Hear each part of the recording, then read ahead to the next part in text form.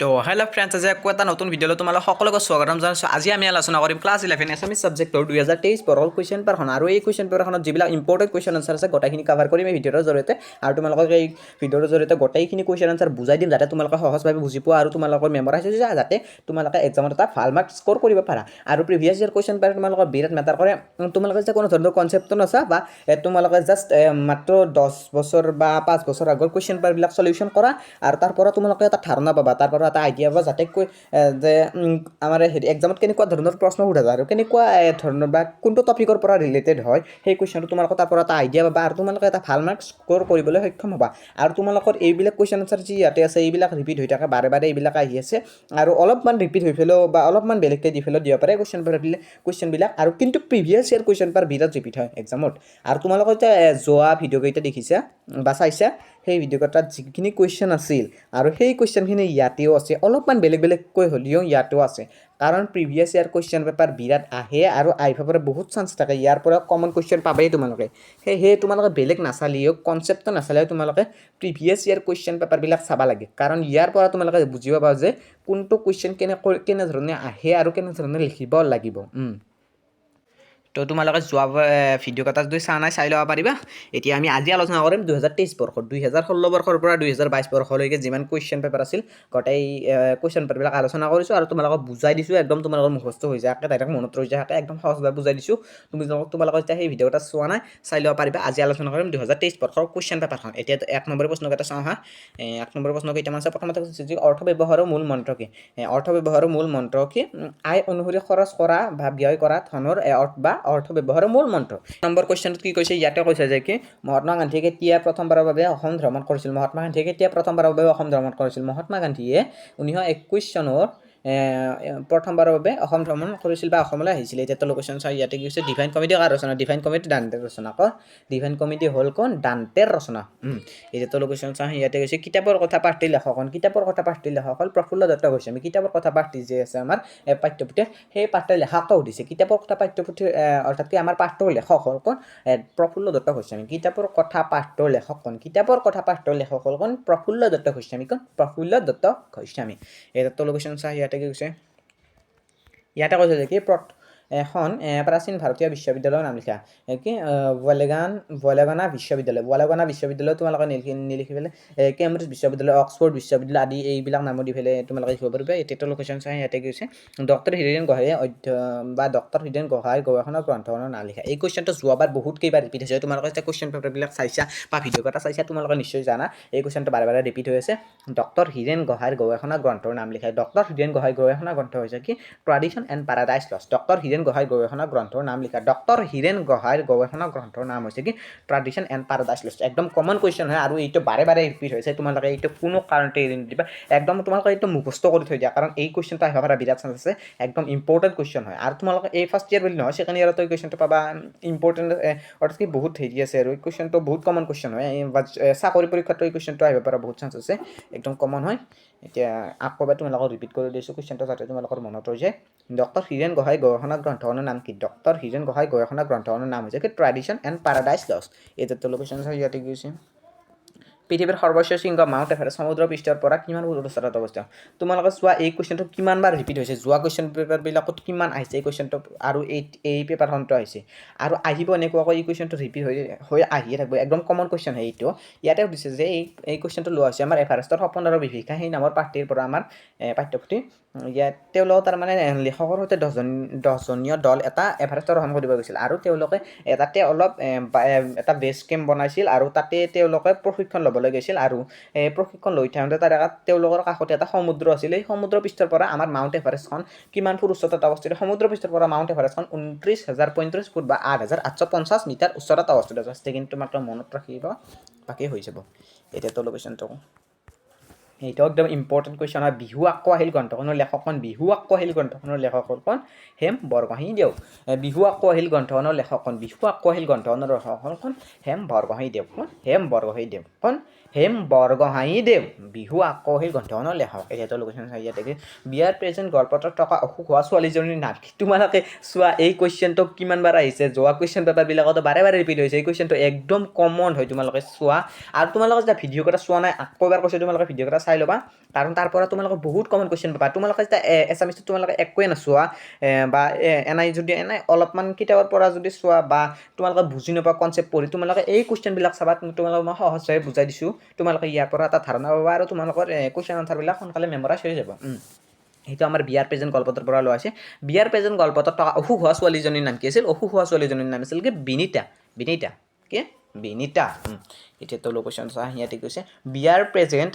গল্পটোৰ গল্পকাৰ কোন বিয়াৰ প্ৰেজেণ্ট গল্পটোৰ গল্পকাৰ হ'ল কোন সৈয়দ আব্দুল মালিক বিয়াৰ প্ৰেজেণ্ট গল্পটোৰ গল্পকাৰ কোন বিয়াৰ প্ৰেজেণ্ট গল্পটোৰ গল্পকাৰ হ'ল কোন সৈয়দ আব্দুল মালিক একদম ইম্পৰ্টেণ্ট হয় তো বিয়াৰ প্ৰেজেণ্ট গল্পটো যি আছিল সেই গল্পটোৰ ৰচক হ'ল বিয়াৰ প্ৰেজেণ্ট গল্পটোৰ ৰচক হ'ল কোন সৈয়দ আব্দুল মালিক কোন সৈয়দ আব্দুল মালিক এতিয়াতো লোকেশ্যন চাই ইয়াতে কৈছে গোমসাপৰ বংশ এই উক্তিটি কাৰ নিৰ্দেশন এই উক্তিটি দ্বাৰা কাক নিৰ্দেশ কৰা হৈছে এই উক্তিটিৰ দ্বাৰা কুশল কোঁৱৰক নিৰ্দেশ কৰা হৈছে এই কুশল কোঁৱৰ নাটকখনৰ পৰা দিয়া হৈছে কুৱেশ্যনটো এতিয়াতো লোকেশ্যন চাই ইয়াতে কৈছে ইয়াতে কৈছে যে কি কুশল কোঁৱৰৰ পিতৃ আৰু মাতৃৰ নাম কি কুশল কোঁৱৰৰ পিতৃৰ নাম হৈছে কি সোণাৰাম কোঁৱৰ আৰু মাতৃৰ নাম হৈছে কি কণপাহী তোমালোকে এই কুৱেশ্যনটো চাবা এই কুৱেশ্যনটো বাৰে বাৰে ৰিপিট হৈছে কুশল কোঁৱৰৰ পিতৃ আৰু মাতৃৰ নামটো সোধা যায় আছে কুশল কোঁৱৰৰ পিতৃৰ নাম হৈছে কি সোণাৰাম কোঁৱৰ আৰু মাতৃৰ নাম হৈছে কি কণপাহী এতিয়া নেক্সট পেজলৈ যাওঁ হয় ইয়াতে আমাৰ 1 নম্বৰ কেইটামান কুৱেশ্যন আনসাৰ আছিল ইয়াতেও আমাৰ কেইটামান 1 নম্বৰ কুৱেশ্যন আছে এই প্ৰথম কুৱেশ্যন আছে ইয়াতে কৈছে পৰাধীন দেশৰ স্বাধীনতাৰ অৰ্থে মই প্ৰাণ দিম কাৰ উক্তি আৰু কোনটো দৰ্শনৰ উক্তি এই উক্তিটো হ'ল আমাৰ কুশল কোঁৱৰ আৰু এই বাক্যশাৰী আমাৰ কুশল কোঁৱৰৰ নাটকখনৰ পৰা লোৱা হৈছে আৰু তোমালোকক মই কৈছোঁ তোমালোকে ইউটিউবতে পাবা কুশল কোঁৱৰ নাটকখনৰ বিষয়ে তোমালোকে যদি এনে টান পোৱা দিছোঁ সকলোৰে বৰিং লাগে এইটো হয় একদম সঁচা কথা নাটক বা সেইগিলা পঢ়ি পেলাই বৰিং লাগে আৰু ভাল নালাগে পঢ়ি পেলাই একদম মনোযোগ নবহে তোমালোকে এনাই ইউটিউবৰ পৰা এটা এনাই ওৱান শ্বৰ্ট লেকচাৰ চাই ল'বা এই নাটকখনৰ বিষয়ে কুশল কোঁৱৰ নাটকখনৰ বিষয়ে তোমালোকক একদম সহজভাৱে বুজাই দিব আৰু তোমালোকে ইয়াৰ পৰা এটা ধাৰণা বা একদম সহজ হয় এই কুশল কোঁৱৰ নাটকখনৰ পৰা আৰু তোমালোকে এই মাৰ্কখিনি কোনো কাৰণতে এৰি নিবা কাৰণ ইয়াৰ পৰা তোমালোকে বহুত মাৰ্কছ ইনক্ৰিজ হ'ব কাৰণ এই নাটকখনত বহুত একদম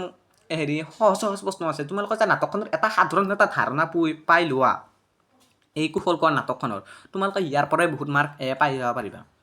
তোমালোকে সেই নাটকখন চাবা ইউটিউবতে এভেইলেবল আছে ভিডিঅ' তাৰ পৰা চাই পেলাই এটা ধাৰণা লৈ ল'বা তোমালোকে এনেওতো বৰিং পোৱা এইভাৱে একদম ইম্পৰ্টেণ্ট হয় এইখন ইয়াৰ পৰা 20 মাৰ্কছ আহিব চাবা কুৱেশ্যন কি কৈছে আকৌ এবাৰ ৰিপিট কৰি দিয়া হয় ইয়াতে কৈছে যে কি পৰাধীন দেশৰ স্বাধীনতাৰ অৰ্থে মই প্ৰাণ দিম উক্তিত কাৰ উক্তি আৰু কোনটো দৰ্শনৰ এই উক্তিটো আছে উক্তিটো হ'ল কুশল কোঁৱৰৰ আৰু 13 নং দৰ্শনত আছে এতিয়াতো কুৱেশ্যন চাই ইয়াতে কৈছে ইয়াতে কৈছে যে কি মাধৱ কন্দলী কোন যুগৰ কবি মাধৱ কন্দলী আছিল কি প্ৰাক শংকৰ যুগৰ কবি এইটোও ইম্পৰ্টেণ্ট হয় মাধৱ কন্দলী কোন যুগৰ কবি মাধৱ কন্দলী হ'ল কি প্ৰাক শংকৰী যুগৰ কবি প্ৰাক শংকৰী যুগৰ কবি হ'ল কোন মাধৱ কন্দলী এতিয়াতো কুৱেশ্যন চাই ইয়াতে কৈছে যে কি বৰগীত কি ভাষাত ৰচিত বৰগীত ব্ৰজাৱলী ভাষাত ৰচিত এই কুৱেশ্যনটো আমি ক্লাছ 10তে পাইছিলোঁ একদম সহজ হয় কুৱেশ্যনটো আমাৰ বৰগীতবোৰ যে আছে কি ভাষাত ৰচিত বৰগীতবোৰ কি ব্ৰজাৱলী ভাষাত ৰচিত কি ব্ৰজাৱলী ভাষাত ৰচিত এয়াতো কুৱেশ্যন চাই ইয়াতে কৈছে আধুনিক অসমীয়া কবিতাৰ দুৱাৰ মুকলি কৰোতা কবিজন কোন আধুনিক অসমীয়া কবিতাৰ দুৱাৰ মুকলি কৰোতা কবিজন হৈছে কি দেৱকান্ত বৰুৱা আৰু আমাৰ পাঠ্যপুথৰ লাচিত ফুকন নামত পাঠ্যৰ লেখক এতিয়াতো কুৱেশ্যন চাই ইয়াতে কৈছে প্ৰতিমাখন সৰু কিন্তু নিভাজ সোণৰ কথাকাৰ কোনে কৈছিল কথাকাৰ লক্ষ্মীনাথ বেজবৰুৱাই কৈছিল কি কৈছিল প্ৰতিমাখন সৰু কিন্তু নিভাজ সোণৰ কথাকাৰ কোনে কৈছিল কথাকাৰ লক্ষ্মীনাথ বেজবৰুৱাই কৈছিল এতিয়াতো কুৱেশ্যন চাই ইয়াতে কৈছে দলীয়া মালিতা বা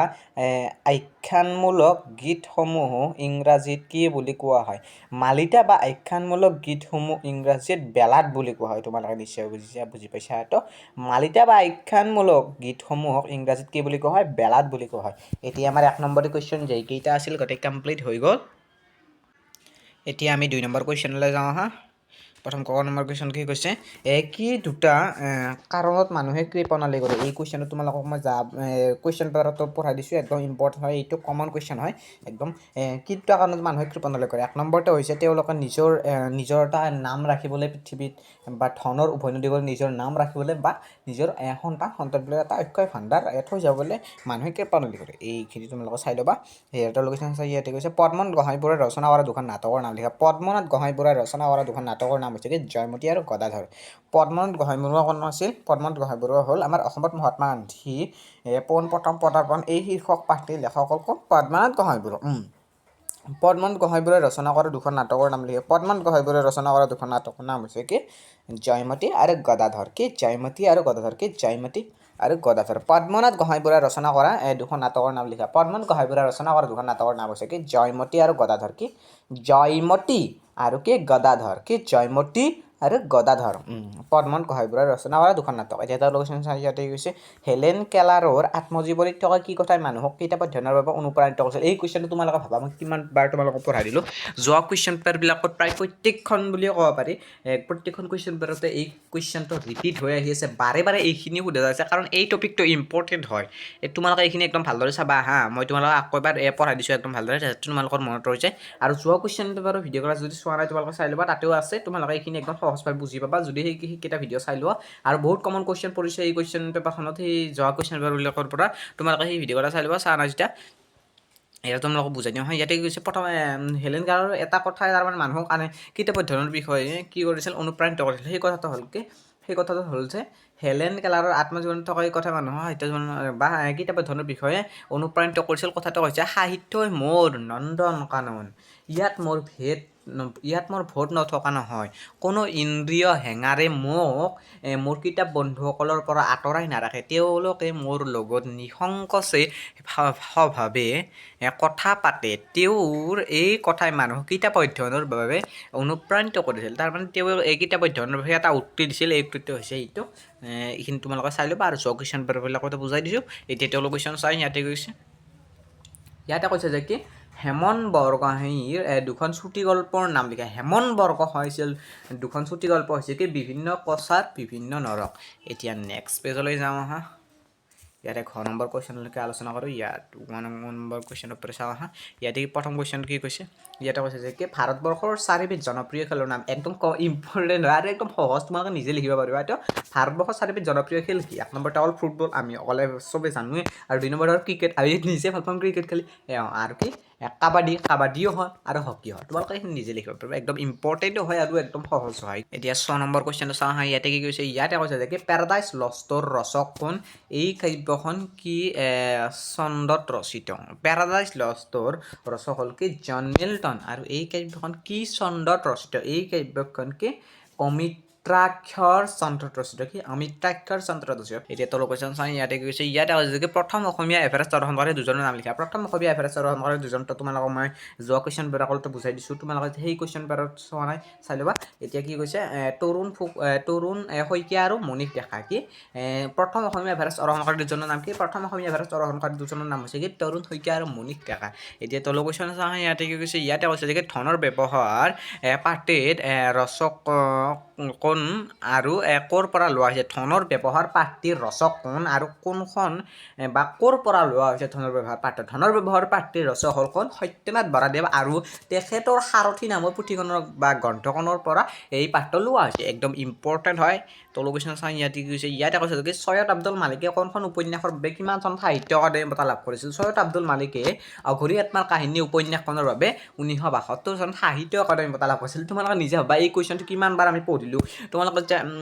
নিজে কিতাপতো পঢ়িছা হয় একদম ইম্পৰ্টেণ্ট হয় বা তোমালোকক ক্লাছত বুজাইও দিছে একদম ইম্পৰ্টেণ্ট কুৱেশ্যন হয় এইটো সৈয়দ আব্দুল মালিকে কোনখন উপন্যাসৰ বাবে কিমান চনত সাহিত্য একাডেমী বঁটা লাভ কৰিছিল সৈয়দ আব্দুল মালিকে তেওঁৰ অঘৰী আত্মাৰ কাহিনী নামৰ উপন্যাসখনৰ বাবে 1972 চনত সাহিত্য একাডেমী বঁটা লাভ কৰিছিল এতিয়া তলৰ কুৱেশ্যন চোৱা ইয়াতে কি কৈছে ইহঁতে কৈছে যে কি মধু ৰিপু শব্দৰ দ্বাৰা কাক বুজোৱা হৈছে মধু ৰিপু শব্দৰ অৰ্থ মুঠ আৰু ৰিপু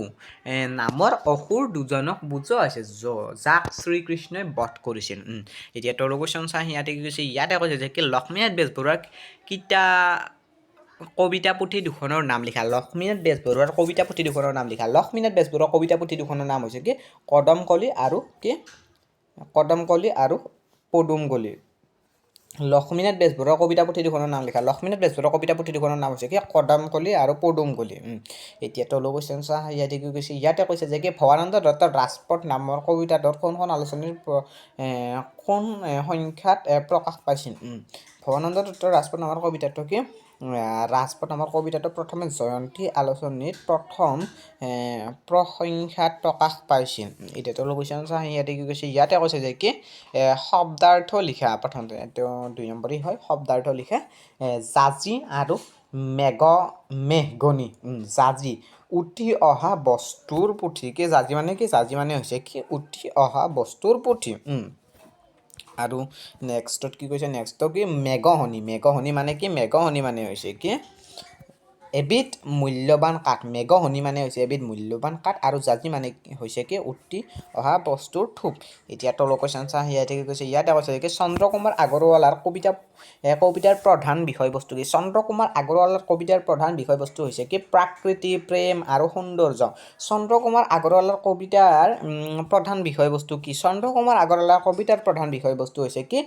প্ৰাকৃতি অৰ্থাৎ নেচাৰ আৰু প্ৰেম